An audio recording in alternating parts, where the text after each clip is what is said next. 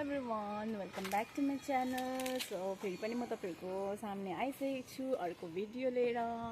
Guys त्यो video चाहिँ अब त्यो खासै छैन क्या, मैले चाहिँ यतिकै नै भिडियो बनाएको, किनभने सिलगढीमा चाहिँ अहिले एकदमै ज्यादा गर्मी भइरहेछ नि त, एकदमै ज्यादा गर्मी होइन। अन्त आज चाहिँ हल्का शीतल दिन भइरहेछ नि त, आज चाहिँ हेर्नु सक्नुहुनेछ होइन, एकदम शीतल दिन भइरहेछ आज चाहिँ। त्यही भएर चाहिँ म छत आएको छु, नभए त छत आउनु सक्दैन नि त, पुरा डेन्जर गरम भएर क्या। अन्त पानी पऱ्यो भने पनि तर रुम चाहिँ एकदमै ज्यादा उयो हुन्छ, बाफिन्छ कि बस्नै सक्दैन। हावा चलिरहेको छ भन्ने गीत एउटा बिर्सेँ मैले के पो,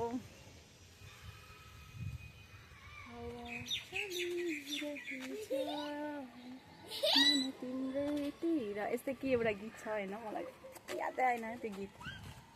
अब चाहिँ खै कुनै पानीको सिजन आउँछ कि भनेको अलिकति शीतल हुने हो कि होइन छ। अस्तिको बिरालो यहाँ खेल्दैछ क्या अहिले चाहिँ, यहाँ कता गयो यहाँ हो, ए यो चाहिँ खेल्दैछ अहिले क्या, यो अलिक चङ्खो भएको छ होइन, यो चाहिँ अलिक चङ्खो भएको छ अहिले चाहिँ, यो खेल्दैछ। साथीहरू हेर्न सक्नुहुनेछ कस्तो क्युट छ नि हो, अब टोकिस् भने त नि। अन्त थाहा छ साथीहरू, यसले मलाई अस्ति टोकेको थियो होइन, त्यो टोकेकोले गर्दाखेरि चाहिँ मैले इन्जेक्सन लाउनु पर्दैछ नि त अहिले। अन्त मैले कति 3टा इन्जेक्सन लगाइसकिसकेँ होइन, मेरो आज पनि डेट छ, आज 14 तारिक, आज मेरो डेट छ इन्जेक्सनको। अन्त मैले एबिसको लाउनु पर्ने छ, एउटा टिटीको लाउनु पर्ने छ। त्यो फर्स्ट डे चाहिँ मैले 2टा लगाएँ होइन इन्जेक्सन।